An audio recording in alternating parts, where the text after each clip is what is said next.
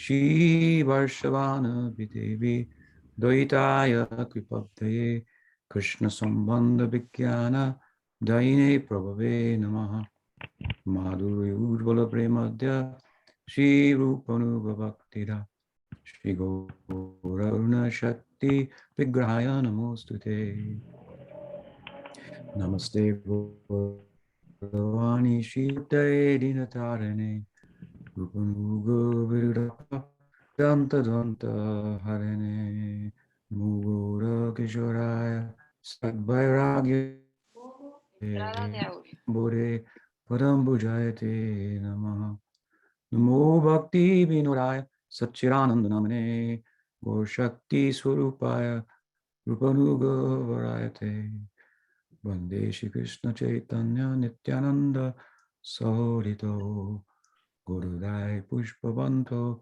Chitro Sando Tamuno Vandeham Shri Ramakrishna Abhaya Charana Sako Sukkado Paramanando Sundaro Suvalapriyo He Krishna Karuna Sindhu Dinabandhu Jagatpate Gopisha Gopika Kanta Radhakanta Namostute Tapta Kanchana Gaurangi Radhe Brindavaneshwari Vrishabhanu Sute Devi Pranamami Haripriye Pranamami Haripriye Shri Gauri Vaishnava Guru Parampara Ki Jai Shri Bhakti Vinod Parivar Ki Jai Shri A.C. Bhaktivedanta Swami Prabhupada Avirbhava Bhamutsapatiti Ki Jai Gaur Bhaktivinoda Ki Jai Oh Premanande. So nice to be with all of you on this auspicious occasion of Sri Nandotsava that corresponds with Srila Prabhupada's day of appearance. Nandotsava, of course, is the festival of Nanda Maharaj upon finding out that he had a son, and standing as he was in the cowshed, and a nursemaid signaled to him by her very expressions that it had occurred. And of course, he lit up with Ananda and proceeded to have the darshan of Nanda Dulal, his darling son. It's of interest to note that Prabhupada was born on this day, as I mentioned, and of course he was named Abhaycharan Day. Day is the surname or family name, but he was also nicknamed Nanda Dulal. So his parents used to also refer to him by that name, relative to the fact that he was born on this auspicious day of Nandotsava, which is actually in Braj when the Jayanti of Krishna, the Janmashtami of Krishna, is celebrated. Neighbors are invited and so on and so forth. It's, I wanted to mention yesterday, I don't think I came to that point in our discussion of the descent of Krishna and the Purusha responding to Brahma with regard to that event about to happen.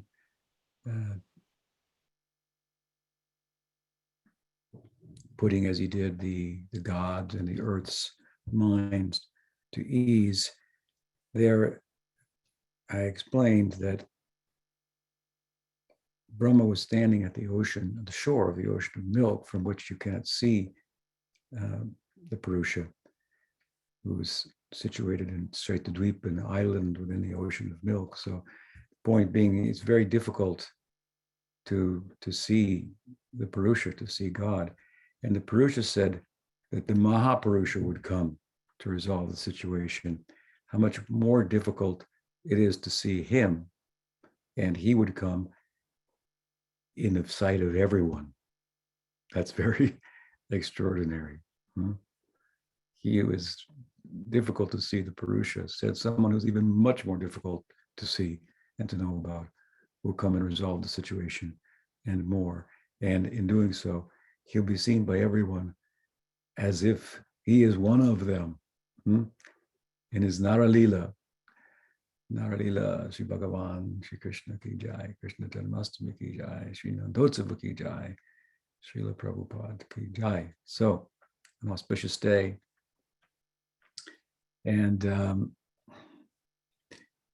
of course, it's very, very charming to all of us that our Prabhupada was born on this day. It made celebrations of Janmashtami a little difficult at times, fasting till midnight and so forth, and then rising again after cleaning up to celebrate his appearance day. So it's typically, at least amongst Prabhupada's disciples, 2 days of festivities, very intense opportunity for service. But a few words about Prabhupada's life would be in order. I haven't prepared any talk, but I do know a little bit about him. Fortunate to have received all 3 of my initiations from him. But he was born on this day. I think it would have been September 1st of 1896 in Calcutta, in the Taligunj suburb of Calcutta. His father's name was Gormohan Dey. His mother's name was Ranjani Dey. He had a brother named Krishna Charan, and he had 2 sisters. Rajeshwari, one sister, about whom I don't know anything, neither is his brother, but he had another sister who was very famous and was named Babatarini Devi by Bhaktisiddhanta Saraswati Thakur, from whom she received Harinam. Later, after the passing of Thakur Bhaktisiddhanta Saraswati, she approached Pujapad Sridhar Maharaj, the dear godbrother of Srila Prabhupada, A.C. Bhaktivedanta Swami Prabhupada, and asked for second initiation from him, Mantra Diksha. But at that time, he was not giving initiation. That's another story. I've talked about that on other occasions. A sign of his humility, if you will.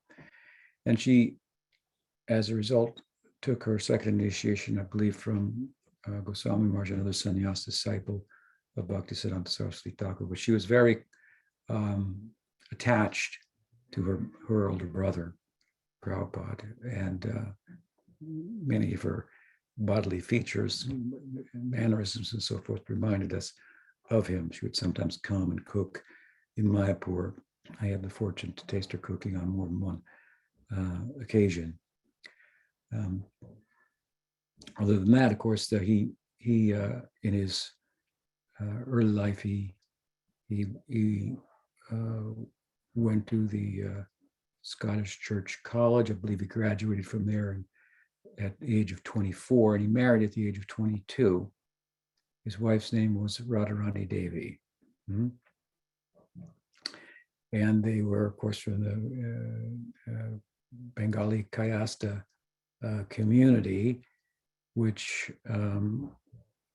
was also part of the Suvarnavanik community of Saptagram, that by that time, actually by the time of the British occupation, had expanded into Calcutta, and according to Prabhupada's own recollection, the Dey family was about half of the population of Calcutta. So a big group, the Suvarnavanik community of Saptagram. Saptagram was, I don't know its status today, but at the time of Chaitanya Mahaprabhu, it was Sapta 7 an area consisting of about 7 villages in what's now West Bengal.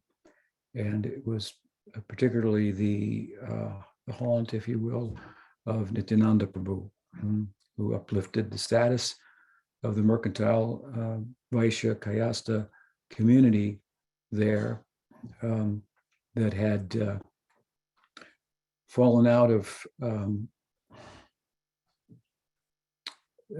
their birth right, so to speak, within Varnashram social status, due to some intrigue involving the king Balal Sain. That's a long story, but they became more or less ostracized from the Hindu community and disenfranchised socially. Nityananda Prabhu picked them up.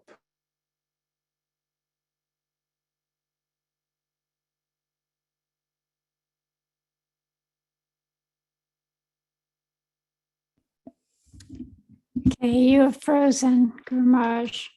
The social welfare, if you will, aspect that. You're okay now, but Can you hear me now? yeah. Let me see if I can do anything. Okay, anyway, if it happens again, let me know. I will. I can repair the situation. I don't know where you lost me if you did, but I was saying that there was a social welfare aspect, feature to Nityananda Prabhu's preaching. Some scholars have called him the first Bengali Democrat.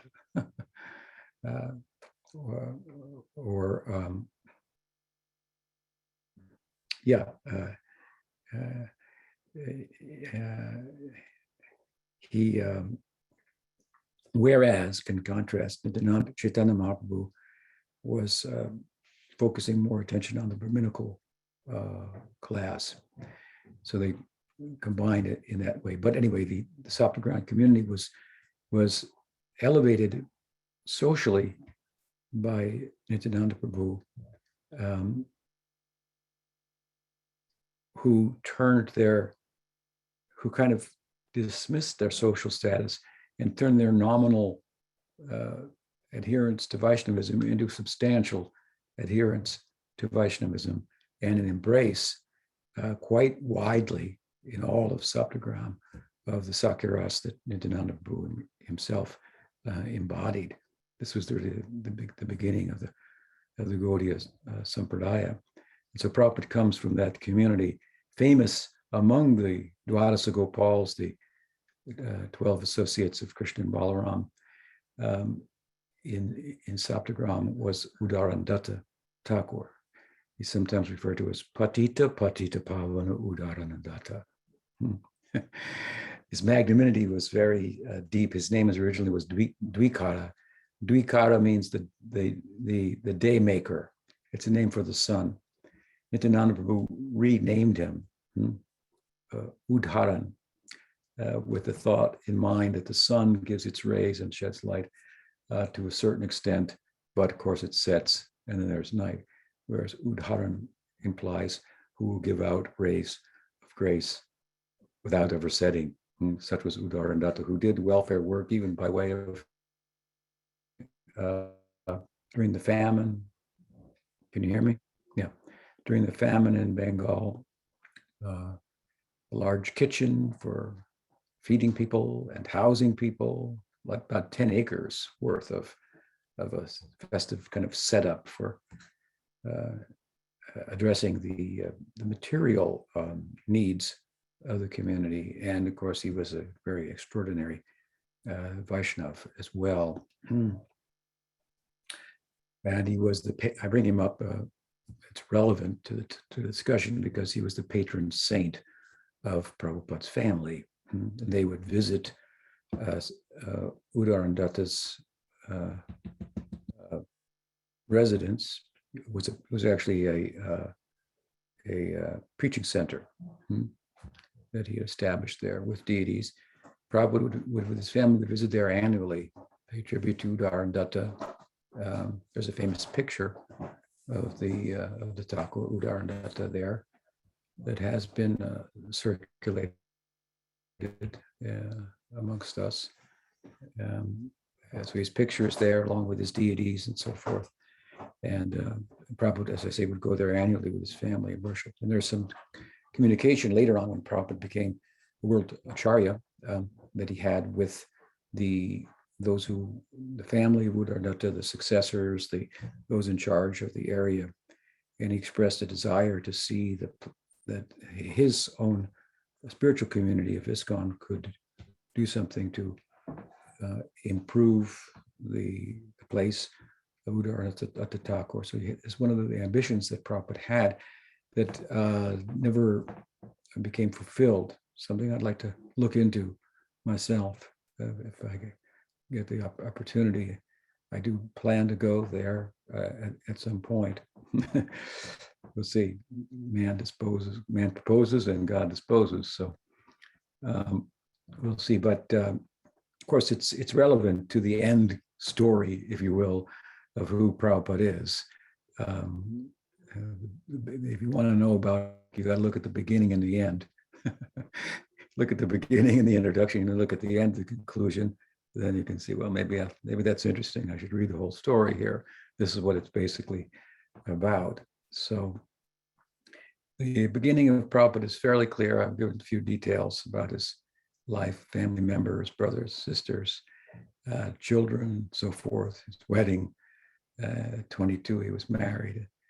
And of course, the story becomes more well known as we get to the point that he meets with Bhaktisiddhanta Saraswati Thakur. I should mention prior to that it said that when he was only about 5 years old, he performed the Rath Yatra.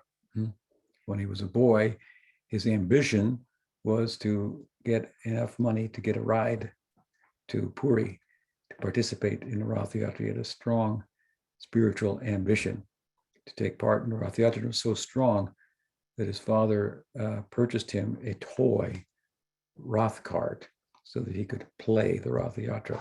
I had the good fortune at times in Mayapur. Prabhupada had told me during the first Mayapur festival, the very first one, where only the guest building was mostly built at the time. I had been invited, and Prabhupada had a room and a floor on that building. And at that time, Prabhupada told me every year, please come and spend a month with me here in Mayapur and Vrindavan, and then the rest of the year go and preach and so forth. So I would come every year. And I used to go and sit sometimes on the back side of the veranda where Prabhupada's room was located. His room was kind of located close to the center of a long building on the second floor. So I would sit more towards the end of the back side, as it was, of his veranda and chant. And he would come out sometimes and chant with me, or allow me to chant with him. Sometimes he would speak to me also, call me into his room.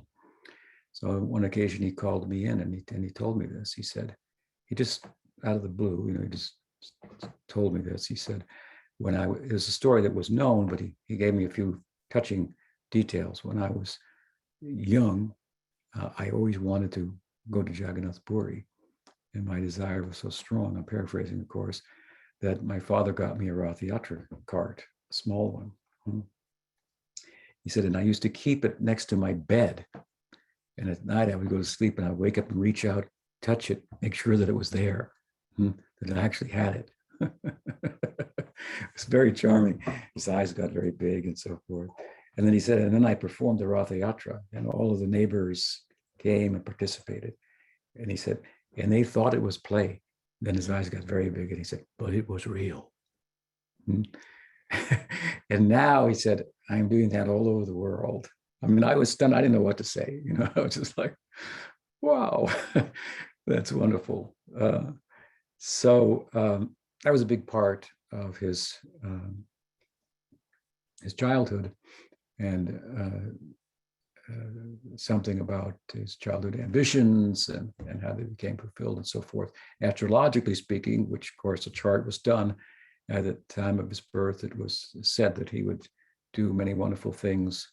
I think establish 108 temples, build a house in which everyone could live, these type of predictions and so forth, which roughly, of course, if not more, almost very closely came to pass.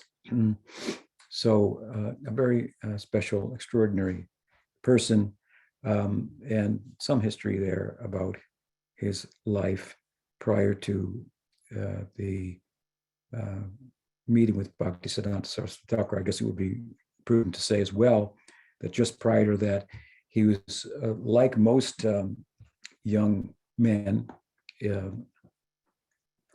Bharat at the time, caught up in the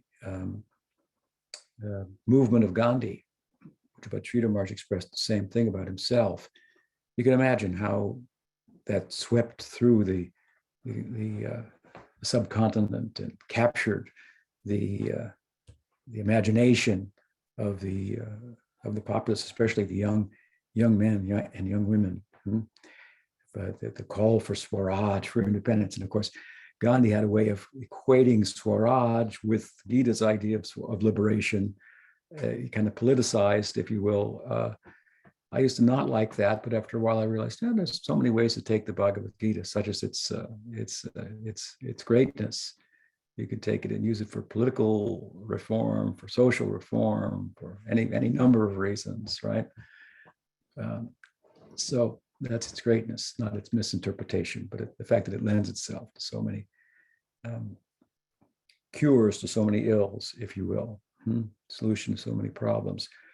So Prabhupada, like others, was caught up in that, and this just speaks to us really of the power of Bhaktisiddhanta Saraswati Thakur, his guru, and his father, of course, was a Vaishnava, Gaur Mohan Dey, and he had a wish that Prabhupada would become a Vaishnava and a servant of Radharani, play the mridanga and so forth, all of which came true. But he Prabhupada was very moved by his father's Vaishnavism, but at the same time, he was distanced a little bit from Vaishnavism by his father's enthusiasm for it, which was so great that anyone who even pretended to be a sadhu would be invited into his home and catered to and asked to speak and so forth. I would say he erred on the right side in one sense, to be too cautious about who's a Vaishnava and who's not, who I should listen to and who not. It might be a little bit okay in the beginning, perhaps, but it's not a good samskar to have. We want to have samskar for taking the association of sadhus, right? This is the fire that will, as I said the other day, will prepare us, cook us, and make us offerable. We might say that if I say, Mom, where's dinner? She says, it's just now coming, and it's not even on the stove yet. You think, well, it's not just now coming. When it gets on the stove, then it's just now coming. So we need to get on the stove, so to speak, and have sadhu sangha. And his father was very inclined, and I say so much so that some of the sadhus that he invited, in whose faults he overlooked, Prabhupada couldn't overlook them in the same way. Children are like that, right? They can pick up on things that that the parents don't, or that the parents should at times. Things about themselves, the parents themselves, and about their associates and so forth. So Prabhupada was a little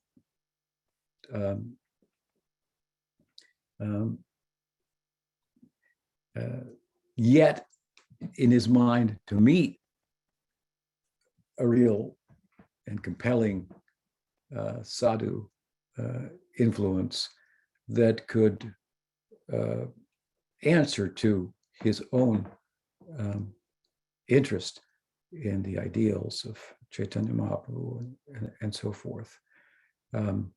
Enough, that is, to submit himself for initiation and so forth and so on. And of course, I believe it was friend of his, associate of his, that brought him to meet Bhaktisiddhanta Saraswati Thakur. And the point I'm making here is that the power of the Thakur was such that he was getting people, educated youths like Prabhupada, educated youths like Pujapad Sridhar Maharaj, like Krishnadas Babaji. These are all educated college students, graduates, and somewhat philosophically, Prabhupada studied philosophy in school and medicine, somewhat familiar with Western thought and so forth. They weren't just villagers, I mean to say, just village boys who by birth became Vaishnavas, joined a mission, and so forth. They were thinking things out. Who are we? What is India? And so forth.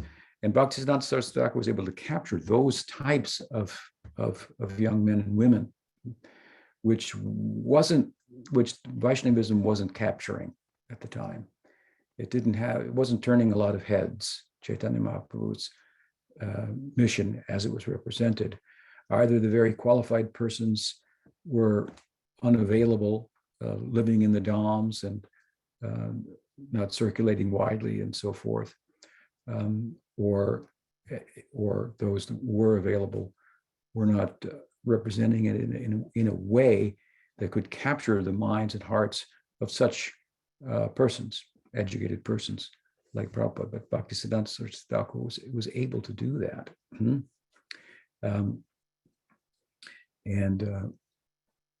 And to some extent, of course, he did that with by carrying on the perspective of Bhaktivinoda Thakur, which was deep, but I think more compelling was at the time was its universality, its inclusiveness, its out of the boxness, if you will. And when we hear that, it's the same thing when we read the Bhagavad speech of Bhaktivinoda that says, no books are perfect, and you're talking about the Bhagavatam. It's like, wow, yeah, that makes sense. Even the perfect book is not perfect. It's again kind of out of the box thinking that really represents, in essence, substance, what Bhaktivinoda was about. And Prabhupada then, of course, taking initiation from Bhaktisiddhanta Saraswati Thakur, living as a family man, as he did for years, trying to make that work, and with regard to the flame within him for serving as Guru Maharaj, participating in Chaitanya Mahaprabhu's mission, and so forth. Eventually, of course, that it came to pass that he wasn't able to bring the two together, so to speak, and the necessity to embark out on his own, so to speak, separate from the family, bore down on him, and he took sannyas from Bhakti Pragyan Keshav Maharaj, and so the story goes with the areas that we're more familiar with.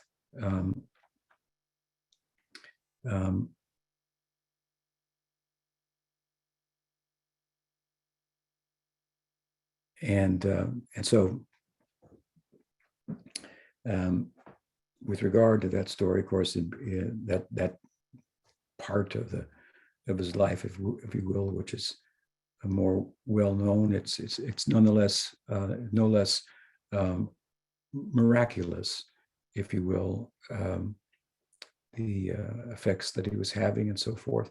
We hear about things from Chaitanya Charitamrita, from Chaitanya Bhagavata, occurrences during Chaitanya Mahaprabhu's presence, acts of his associates and so forth that are miraculous and that are thought by, for example, academics to be, they exaggerated things. These miracles don't really happen. You can't say that when it comes to Prabhupada. They actually happened in historical time, recorded, and they were considerable. he left, as we mentioned the other day, on Baldev Purnim from Bombay, sailed the ocean, the Atlantic, shared, didn't share, but expressed his intimate feelings and his appeal to Krishna for the strength, the power, the Shakti to do the work of his Gurudev, the Bhaktisiddhanta Saraswati Thakur, as he understood it, to widely circulate Krishna consciousness in the Western world and so forth, around the world. That, of course, prayer was not written, that poem, for publication. That was not what was on his mind at the time, but somehow, of course, it was found and published. And interestingly enough, of course, it was memorized by Pujapad Sridhar Maharaj. It was a surprise to us. Hopefully we'll come to that story as well. But landing in Boston, Prabhupada said, I didn't know whether to turn left or right. There I was. He turned left, I guess, and he went to New York, southward. And very quickly from New York, his mission spread all the way across to California and back to Mall and Toronto and Canada, and eventually all over the United States, including Hawaii, and then into Mexico, and went to Central America as well there. He moved all over Western Europe and into the heart of the Soviet Union at the time, in Russia itself. In the Far East, he visited Japan. He had found a publisher there eventually for his books, which became the main publisher of his books, Dinapan, or printer of his books. He had his own BBT, of course, for printing. Prabhupada set up that BBT independent of ISKCON, corporately speaking, legally speaking.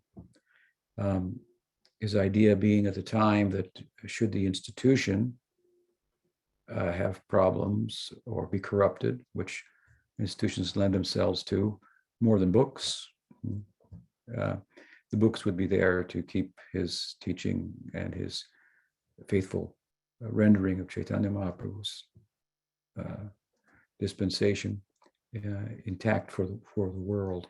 So the books were very important to him. He kind of set his movement up in light of the Bheda-Bhed, Achintya Bheda-Bhed equation or metaphysic of Gaudiya Vaishnavism.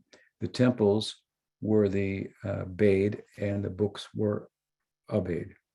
The temples were supposed to lend themselves to variety of expression. The temples had leaders and they had some room to express themselves and with their community in ways in which they would serve the deities, which they would worship within certain parameters, so on and so forth. And so he encouraged individuality on that side, difference. With regard to the books, though, he wanted very close editing, very standardized presentation of the quality of the books. He wanted them the highest quality by Western standards.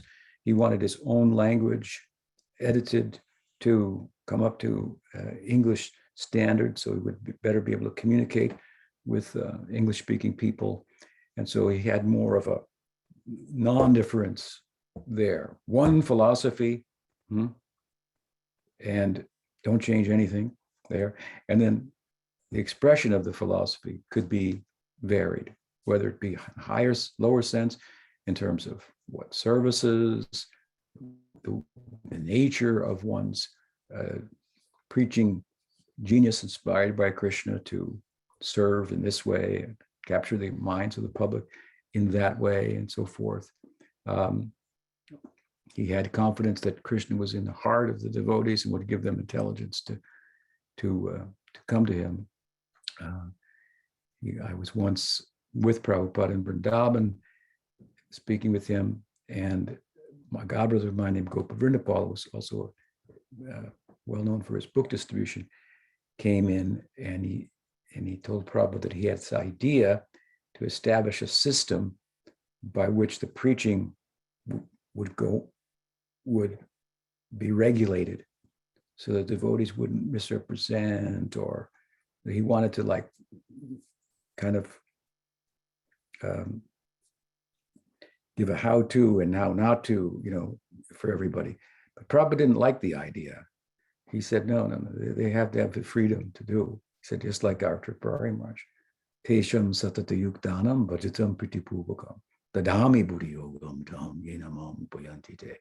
Krishna in his heart, dadami buddhi yogam, is giving him intelligence, what to say, and he's doing like this. And so we cannot put a cap on that, so to speak. Of course, it has to, be seen as such, that it has to, what is said, what is done has to fit within the parameters, but there must be some freedom of expression. So he was very, very strong on that point. And then on the other side, again, with the publication of the books, he wanted that to be very much overseen, artwork and the translations and so forth. He was not that active, that said, in going over the manuscript himself again and again and again. That's true. But he put some trust. He wanted to go on. He wrote it, you edited it, he wanted to go on, but he wanted the editing to be of a certain standard and nothing to be changed and so forth. And devotees were, as a result, the editing was very conservative in that regard. It was more or less copy editing. There was no substantive editing, which could have been useful if they had been qualified to do that. They would have had to understood more of the philosophy to do that. And said probably, and it's to be able to say, probably you said this over here, but you said this over here. You might want to think about that. They weren't able to do that, which was useful, but that's what Prabhupada had. I want to say he would have encouraged that, had they had the courage and the ability really to speak to him like that. But it's not over, right? I got the courage to do that. Some others may as well.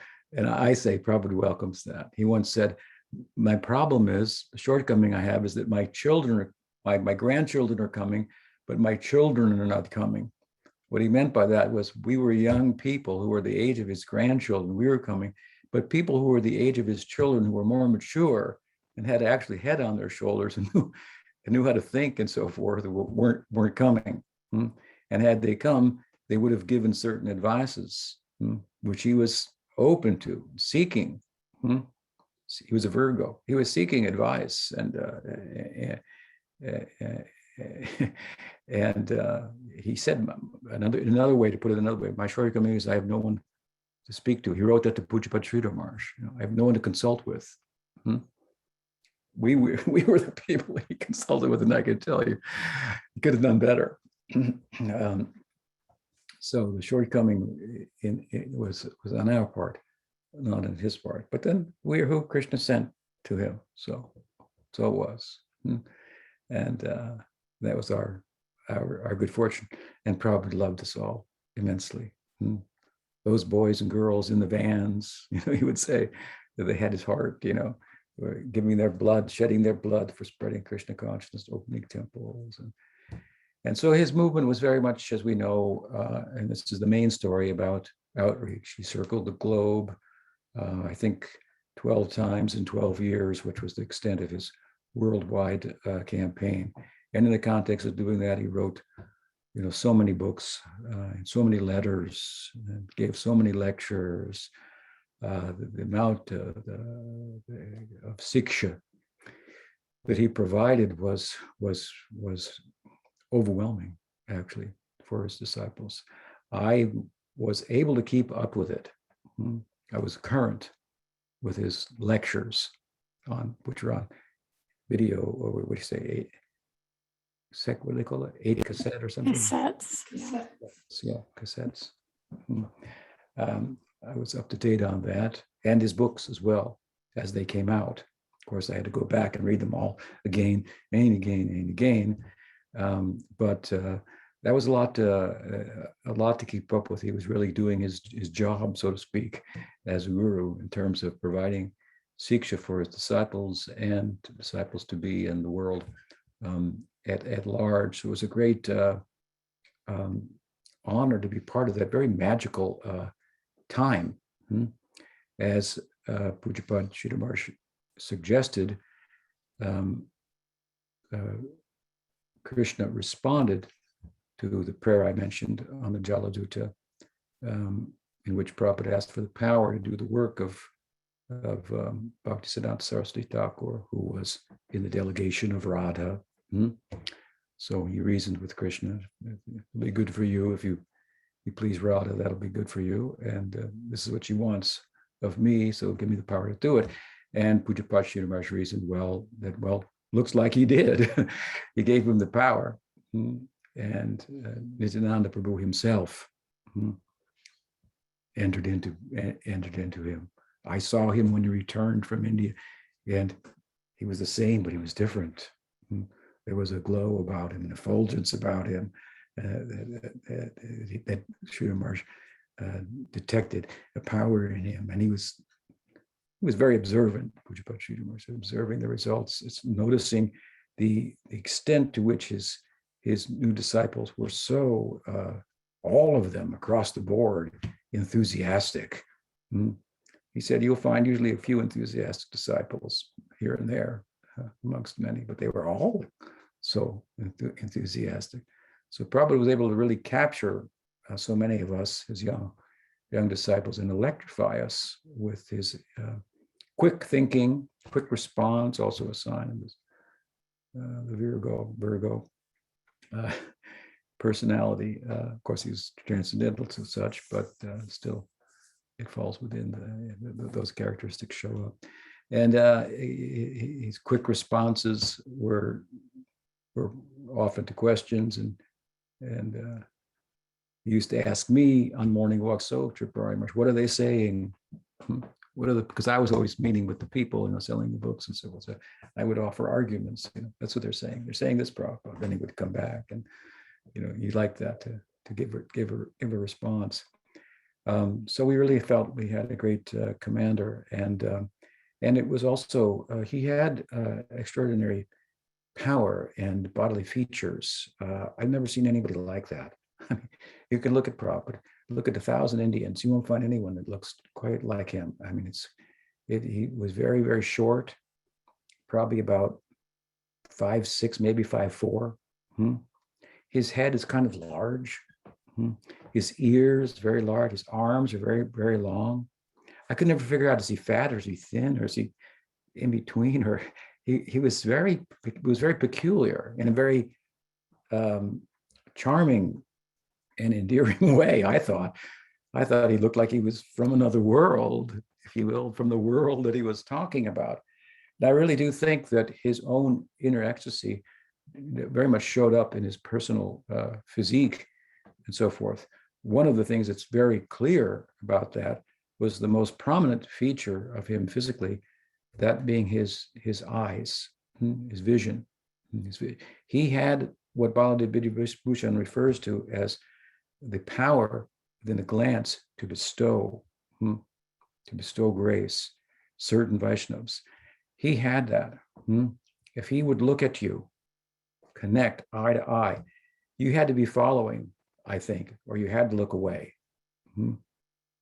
embarrassed by the fact that he knew what you were like, despite that he still loved you. I should be better.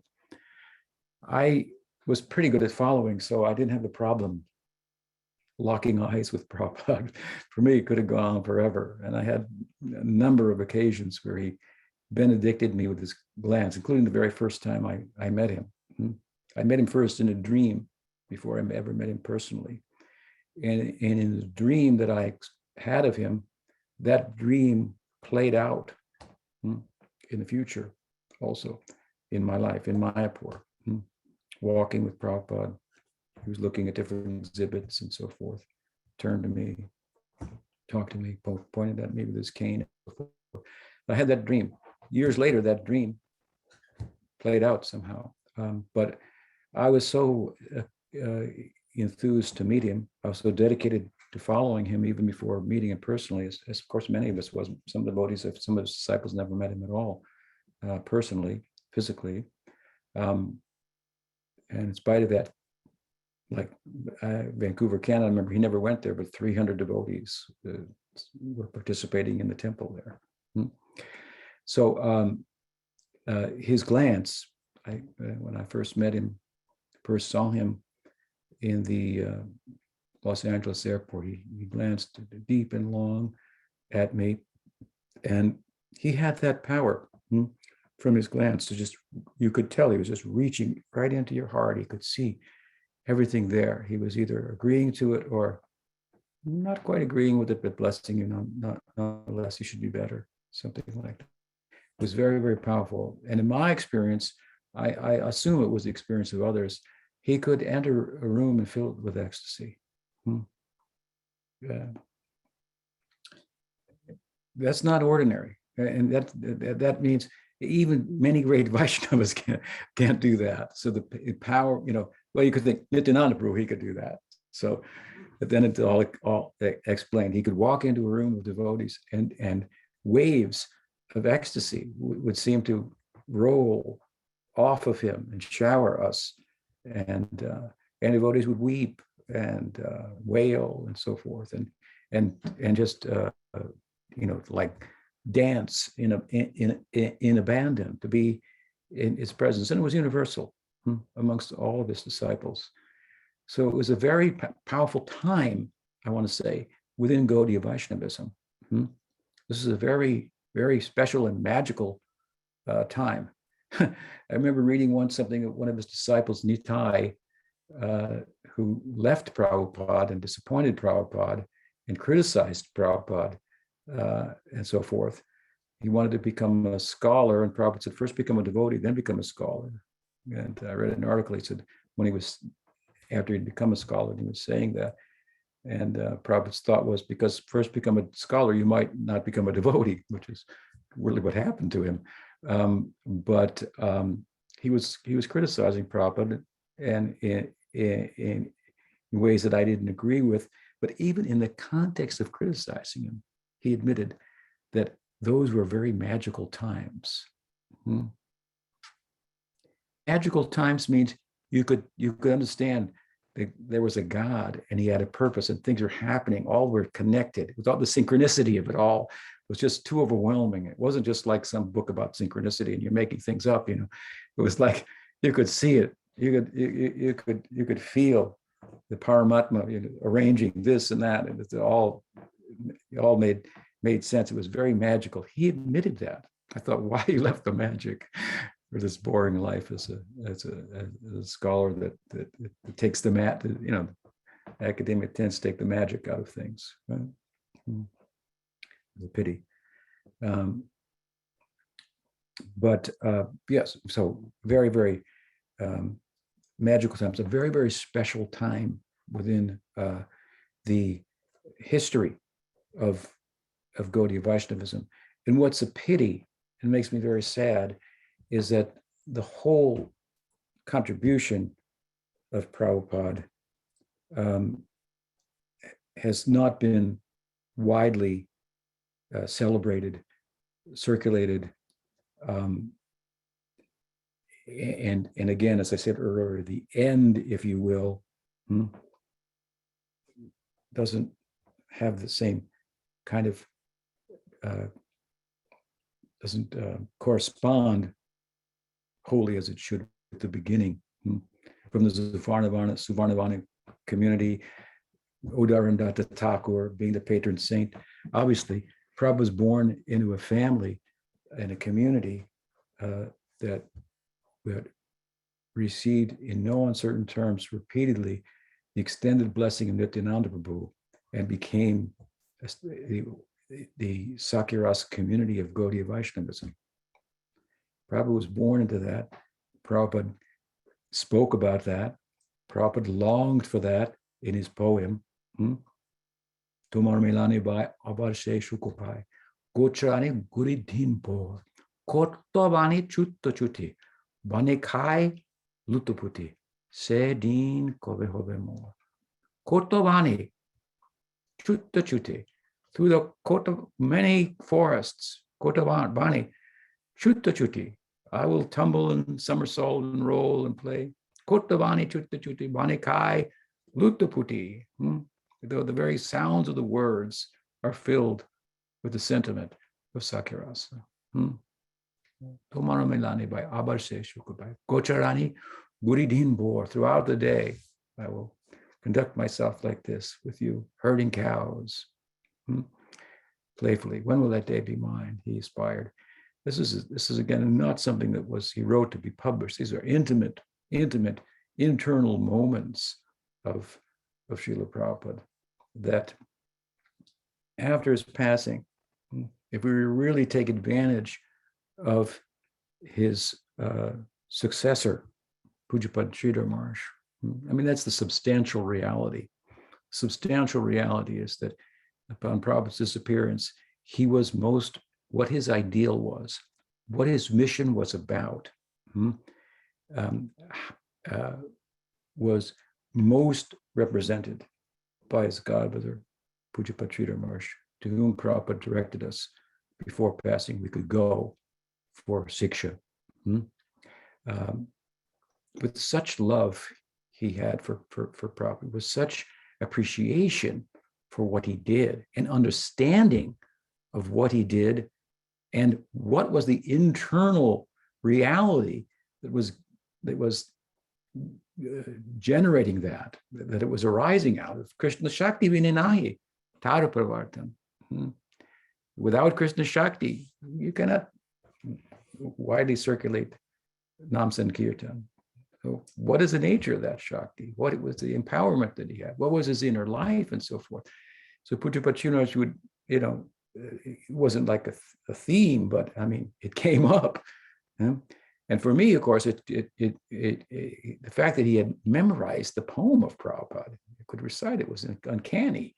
So that was Sridhar Maharaj. He would sit and think, about this one, that one, about this verse, that verse, and go into it deeply and so forth. So he had that there to pull out, right?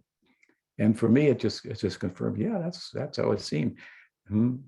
We all thought that without thinking about it. Without knowing where to turn to a particular book or text to find out about that, without asking him about it, for the most part, 99.9%. That was just a general felt consensus.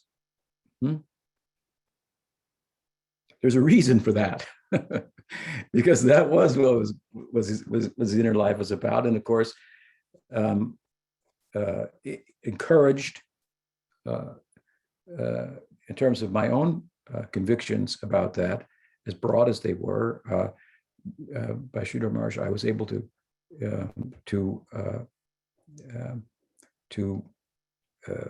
narrow them, if you will, and focus them as to Prabhupada's inner reality. And of course, we published a book penned by Bhakti by Ashram Maharaj, oh my friend, all of the things that Prabhupada has said about his inner life, which if you look at it and see, it's considerable. People think, many of his disciples unfortunately think he didn't say anything about that. Well, some of us were listening a little more closely. I gathered all that information together and I told my disciples, look and find this information wherever Prabhupada has talked about Sakirasa. Collected all that information. I gave that to Ashram. I said, now write something about it, write this up. And then he gave it back to me and myself, and Rani edited and added some insights to it. So Maharaj's book is, of course, available, but I felt compelled to do this when I felt that with all good intentions and for good reason, his inner life, the understanding of his inner life was being misrepresented, not in a bad way, not for wrong reasons, but without this kind of information, it was reasonable to conclude that Prabhupada's inner life was other than Sakiras, that it would be Madhurya Ras, Manjari Bhav, and so forth. So when that was out and about, I thought, well, we can't let this go down without being answered. We have some other information that might be useful to draw upon here. And so there it was. And Ryan Marsh said to me, "Well, if you think like that, I have no objection." He told me. That was one time. Previous to that, when he visited me when I was in Oregon, I had ashram there. I talked with him in private about this, and he pushed back a bit, and I pushed back as well, respectfully, and so forth. And with regard to the place of Sakya-rasa and Gaudiya Vaishnavism, and I said to him, well, Krishnadas Babaji Maharaj, he was in Sakya-rasa, and then he kind of like just went, oh, he said, yeah, well, yeah, he told me that too. No problem. It's all right. It's good. Very good. Then he tested me to see what I knew. And I talked to him about that 4 different times. Twice in Mathura, once before he did his campaign, once afterwards, and once in Oregon. I guess the other time was through correspondence. I can't recall, but at any rate, not wanting to be controversial per se, I tend to be at times without trying. So we collected that information. We published it. I thought it would be very, very nice.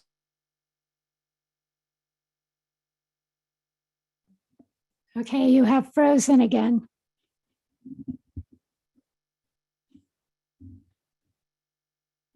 Oh. You're not coming back this time.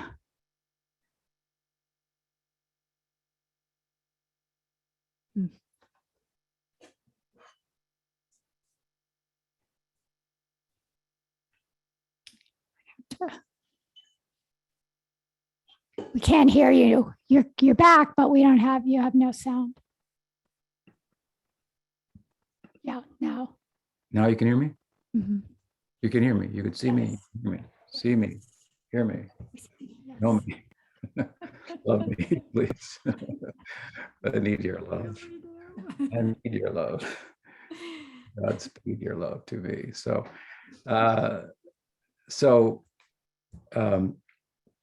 I said I'm a little saddened by the fact that hasn't been embraced and celebrated, objective as it is. But I've written another book, as you know, to follow up on that. That's a booklet. This is the tome about Sakya-rasa, and I do that. I've done that at the encouragement of some friends, and as a service to Prabhupada, because as momentous as Prabhupada's campaign was in terms of outreach and circulation of Gaudiya Vaishnavism, putting it on the map, on the stage of the world religions, bringing it to the attention of academia as he did. So many people in academia have written about Gaudiya Vaishnavism, non-devotees. And so it's just too interesting of a subject. You got spiritual bodies, you got rasa, all these things. It's so incredible. It's attention to, its penetration theoretically into transcendence, what its nature is, and so forth. It's just unparalleled. There's no religious tradition that gives that much information about where they want to go.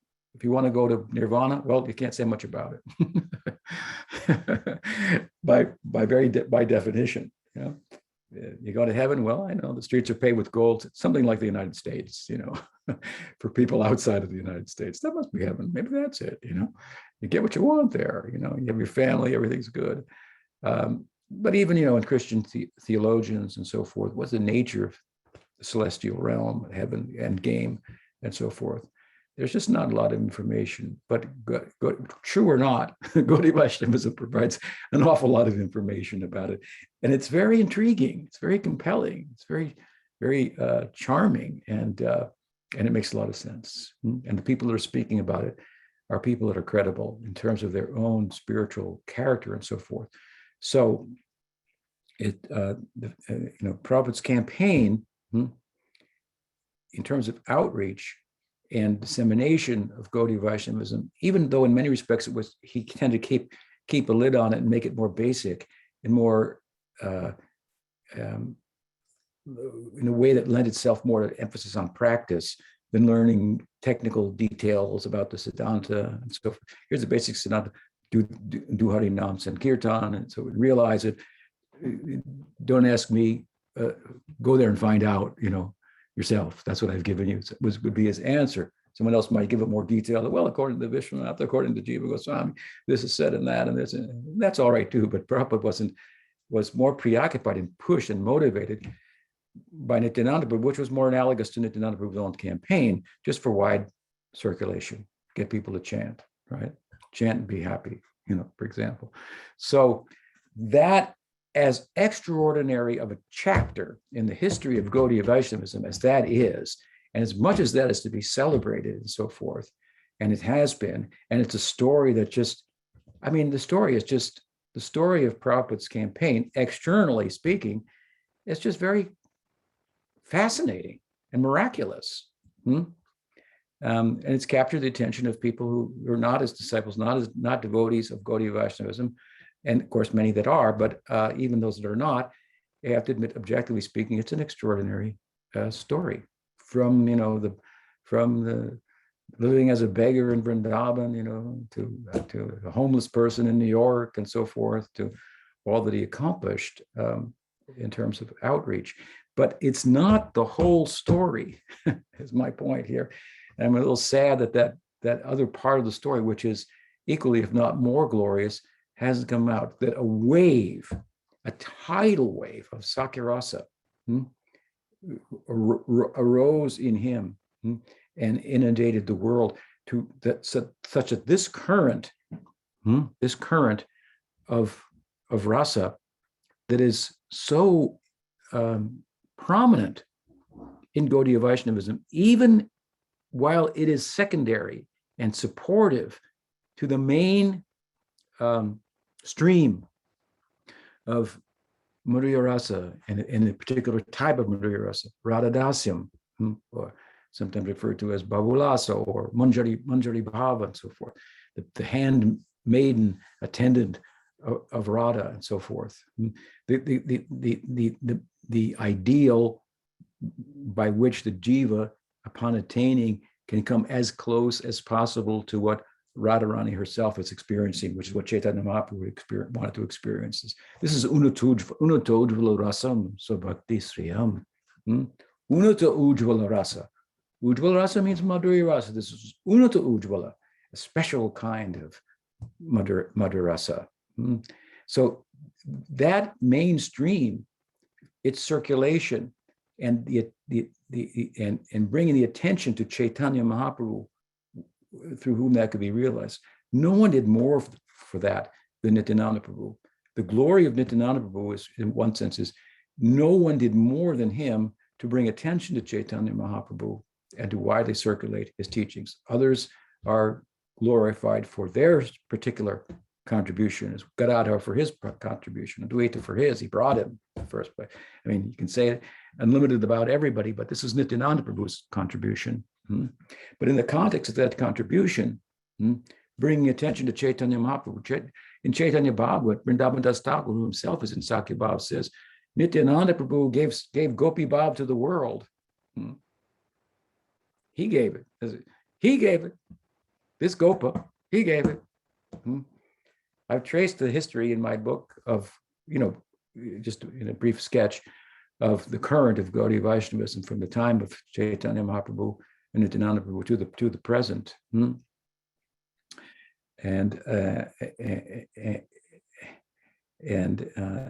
it's significant and plays, as I say, a supportive role in the dissemination of Madhurya Rasa. Nityananda Prabhu is there. He's the Balaram of Krishna, of Gaur Leela, to help Chaitanya Mahaprabhu to participate in Madhurya Rasa in a way that he can't in Krishna Leela, by openly glorifying it and pointing to it and so forth. But in the context of doing that, of course, when Nityananda Prabhu says, Bhaja Gauranga Kaha Gauranga Laha Gauranga Ernamare Ye Jana Gauranga Bhaje Shayamar Pramre. You start to think, he's saying, worship Gauranga, chant the name of Gauranga, follow the teachings of Gauranga. Okay, that makes sense. And this powerful person is saying that. It's very compelling. There's no books to support the idea yet, no theology or anything, but wow, this guy says it, I guess so. And he is pretty charming, Chaitanya Mahaprabhu. And he says that you do that, I'm purchased by you. I'm a pranare, you become purchased, you become my life. So you think, I could become dear to him, but I'll do it. So I'll do it. And so in the context of becoming dear to him, obviously, Sakya-rasa spread far and wide in Gaudiya Vaishnavism, that current.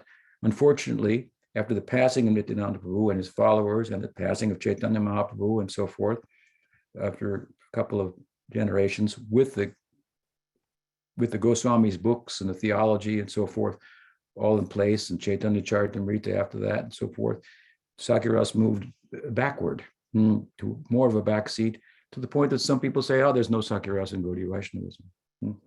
Hey, if you want the highest thing, we have to have, if that's Madhurya Rasa. And then you have followers in the line of the Dwadasa Gopals changing the swarup of one of the Dwadasa Gopals, and we have Manjari Bhav too, come over here. So this is unfortunate kind of situation. This is a situation that Bhaktivinoda Thakur found himself in. And he comes in the line of Nityananda Prabhu himself. So he was careful in his writing to also showcase Sakya-rasa. In his famous book, Jaiva Dharma, for example, the two main characters are in Madhurya Rasa and Sakya-rasa.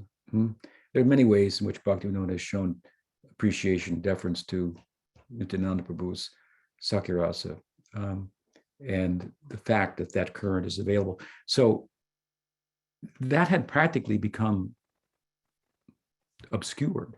And here, in the form of Prabhupada, comes a wave of this. It's to say, wait a minute.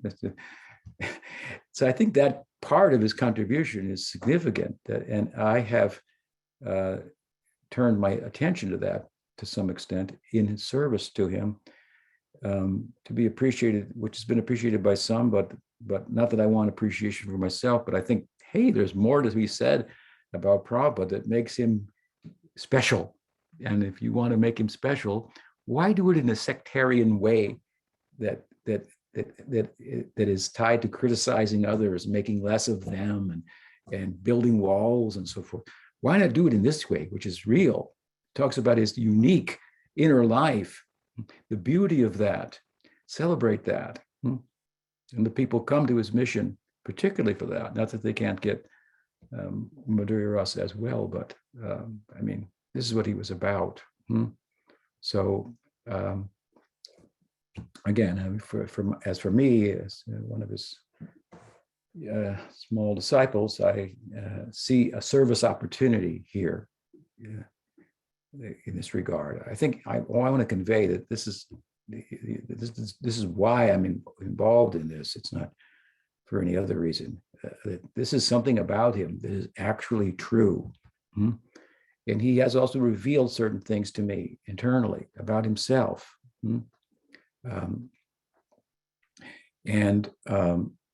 Without,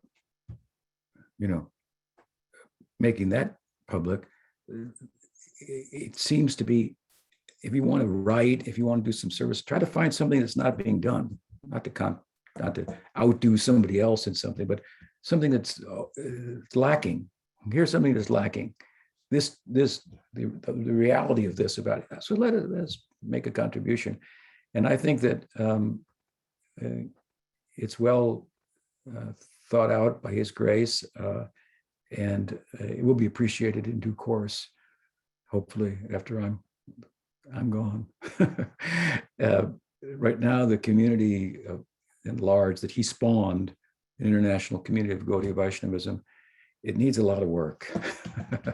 It needs a lot of help. It needs a lot of generosity. It needs clear thinking on a lot of issues. And I try to contribute to that. And this is one of the ways. So the inner life of Prabhupada, which we wouldn't know about if he hadn't told us, right? And he hadn't imparted some scars of it to us. So with that, I'll bring an end to the talk this morning and take any questions or entertain any comments that anyone would like to share, hopefully relative to the occasion. I see here Indra has said, which Shastra was it again that Srila Prabhupada's appearance was predicted in? Is it available anywhere? Thank you. I don't think there is any book, any Shastra that Prabhupada's appearance is depicted in, is described in. However, that said, there is some writing, and I forget where, from many, many centuries ago, in which there is mention of a great Senapati, a great leader, a great general of Gaudiya Vaishnavism would appear and take these teachings of Chaitanya Mahaprabhu to other lands, something like that.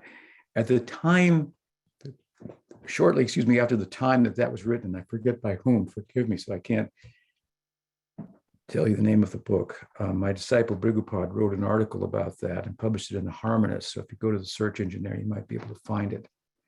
Senapati, Senapati, Senapati, Vaishnav, prediction.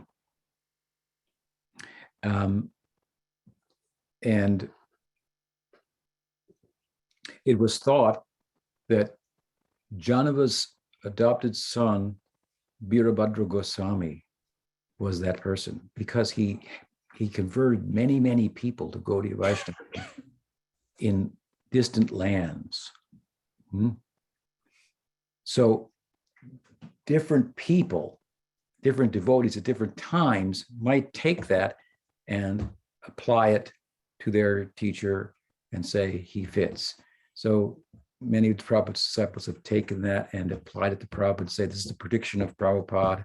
I don't object to it and so forth, but there are other ways in which that's been interpreted, and probably they're both right. It's a broad kind of prediction that you could fit Prabhupada into. I have no objection to it, but I just want to point out that there are other ways in which it's been also looked at, and that's all fine. Someone has said here, Nanda Govinda Prabhupada established the worship of Krishna Balaram, and that should be an important indicator of his affection for Sakirasa. Yeah, to say the least, that's the case. Puja Pachita Marsh like to point that out, that he put them in the center altar of his home temple, if you will. Mayapur was his place of worship, Bombay was his office, and Vrindavan was his home. And he was at home with Krishna Balaram on the central altar, Krishna Balaram temple. Yeah. So what else? I see no questions in the chat. Does anybody want to add anything? No. Yes. No. Good morning, Guru Maharaj. Just kind of around here. Ram, good morning. Good morning. Once in New Vrindavan, one devotee, Madhava Ghosh, he told me that while Srila Prabhupada was at the Scottish Churches College, that he was on the soccer team there, that he'd played goalie for Scottish Churches College. Yeah, he played goalie. Yeah, I remember hearing that. That's very nice. Yeah, he had a little penchant for sports, for playing ball. In regard to playing ball in the Leela, of course, there is no one more expert than Balaram. That's an interesting point to note. Anyway, let's see. Okay, here's a comment or a question, let's see, from Madan Gopal. He says, Yadi papi chadi dharma nure deshe jai mora senapati bhakta joibe tathai. So he's given us the quote, although he has not cited the book. If the English goes, Yadi papi chadi dharma nure deshe jai. If a papi, a sinful person, chade dharma, giving up dharma, religious principles, dure, deshe, yeah, it goes to a deshe, distant land, far off countries, then the prediction is more senapati bhakta joybe tathai. My senapati bhakta, which means like a military commander, my general, will come at that time and give them my dispensation. Lochan Das Thakur from Chaitanya Mangal. So some have liked to think that Chaitanya Mangal has predicted Prabhupada's work in the world. It's a good fit. Yeah. Srila Prabhupada ki jai. Lochan Das Thakur ki jai. Gaur Bhakta Vrinda ki jai. Gaur Premanande. So we stop there. We meet again, I guess, next Sunday, and then again for Radhastami as well. Same time. I look forward to it. Thank you all for your time and interest in the subject, and the fact that you've found me to be a good representative of Prabhupada is humbling, and I try every day to live up to your expectations and his of me.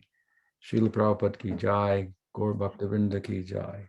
Gaur Premanande. His Divine Grace, Bhaktivedanta Tripurari Swami, Guru Maharaj ki jai. Right.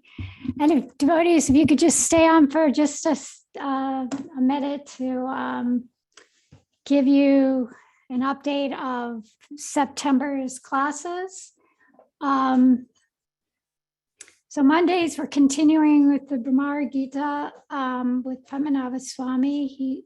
He's in India right now, so they'll be recorded and he'll be playing them at the regular class time. And then Tuesdays, the importance and implication of prayer, and that's Shamasundar. And Wednesdays, we have Dulal Chandra is continuing as Krishna Sundarbha. Thursday, the beauty and messiness of a sadhaka's journey. This month, Madan Gopal will be doing the interviews. And on Friday, we have Prabhupada doing Patanjali's Yoga Sutras. And on Saturday, the Master. No, it's not Prabhupada. It's something is wrong. Something's not wrong. Yeah. Okay. Last You- month, maybe. I don't know. Yes, you're reading last month. Okay. Am I on the wrong? I'm on the wrong month. I did this last month. I did the same thing. I didn't. September is all different, guys. I am so sorry. There's 3 women giving classes in September. I don't know how. I just went through and that was the only one I saw with classes. So go on to Sri Chaitanya Sangha and you'll see the list of classes. And yes, we have 3 women giving classes next month. So that's exciting. Padmanabha Swami has very much been working very hard to get the women represented in the class giving, and devotees sometimes complain about there's no women, and it's because he asks everyone and they usually don't comply. They say, no, I can't do it. So, well, one thing I do need to tell you is on September 13th, Radhastami, Guru Maharaj will be giving class, but not on that Sunday. So note that, because he didn't give class this past Sunday, and I imagine there were probably a few people that didn't get that message and were on the call. So, okay, so check out Sri Chaitanya Sangha so you can see what classes there are this upcoming month. Thank you very much, Sarai. Oh, okay. Hare Krishna, my dear devotees, and have a wonderful rest of your day, just absorbing yourself in the glories of our wonderful Srila Prabhupada. Hare Krishna.